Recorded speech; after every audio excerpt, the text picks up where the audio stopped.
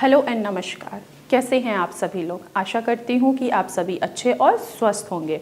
और आज के इस वीडियो में मैं आप सभी से बात करने वाली हूँ कि अपने बढ़ते हुए क्रेटिनिन को एक प्याज की मदद से कैसे कम कर सकते हैं। तो चलिए वीडियो को स्टार्ट करते हैं। जैसा कि आप सभी को पता है कि हमारे शरीर में 2 किडनियाँ होती हैं और इन दोनों किडनियों का काम है हमारे शरीर में मौजूद जितने भी वेस्ट मटेरियल हैं, एक्सेस वाटर हैं, उनको फिल्टर करके यूरिन के जरिए बाहर निकाल देना।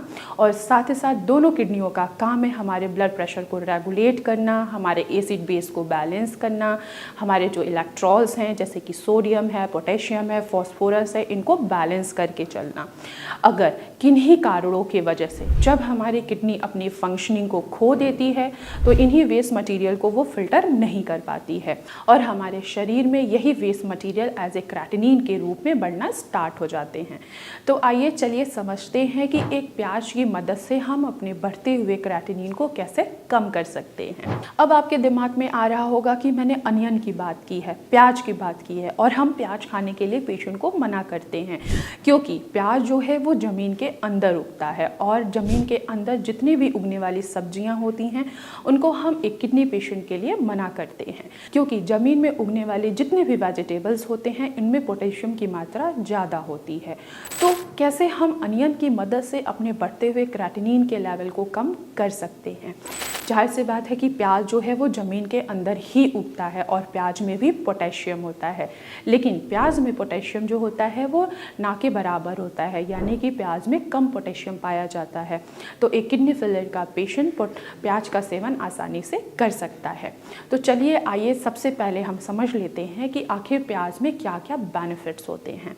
प्याज में क्यूरसेटिन नाम का एंटीऑक्सीडेंट होता है जो हमारे ब्लड प्रेशर को कंट्रोल करता है। साथ ही साथ प्याज हमारे हार्ट को भी हेल्दी बना के रखता है क्योंकि जो हमारा बढ़ता हुआ जो हमारा बैड कोलेस्ट्रॉल है प्याज उनको मेंटेन करता है और हमारे ब्लड सर्कुलेशन को प्रॉपर तरीके से फ्लो करता है। इसके अलावा प्याज में पाए जाने वाला जो एंटीऑक्सीडेंट है वो हमारे शुगर को भी कंट्रोल करता है और इनमें पाए जाने वाला जो विटामिन सी है वो हमें इन्फेक्शन से बचाता है और हमारे इम्यून सिस्टम को बूस्ट करता है।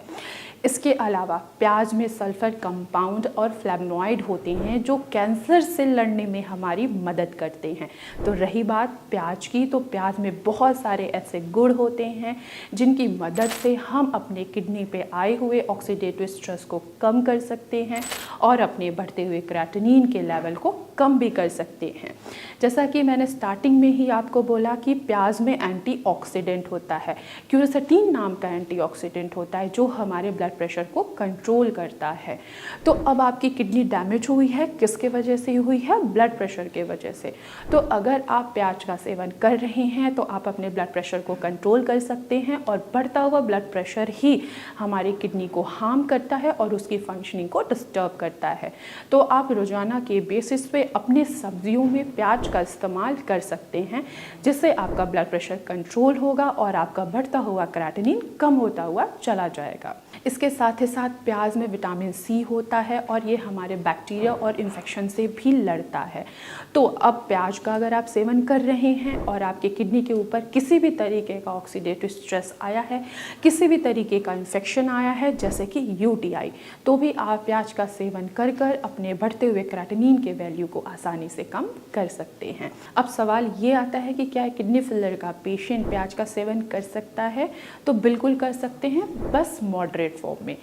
अगर आप होम्योपैथी कस्टमाइज मेडिसिन का सेवन कर रहे हैं, उन मेडिसिन का इस्तेमाल कर रहे हैं, तो आपको कच्चा प्याज नहीं खाना है। आपको प्याज जो है अपने खाने में अच्छे तरीके से पका के ही उनका सेवन करना है जिससे एटलीस्ट होम्योपैथी मेडिसिन का असर आपकी बॉडी पे हो और प्याज का भी असर आपके शरीर पे दिखाई दे और बढ़ते हुए क्रेटिनिन के वैल्यू को आप कम कर सके। तो मैं आशा करती हूँ कि आज की वीडियो में आपको समझ में आया होगा कि हम प्याज का सेवन कर सकते हैं या नहीं कर सकते हैं और कैसे अपने बढ़े हुए क्रेटिनिन के लेवल को कम कर सकते हैं।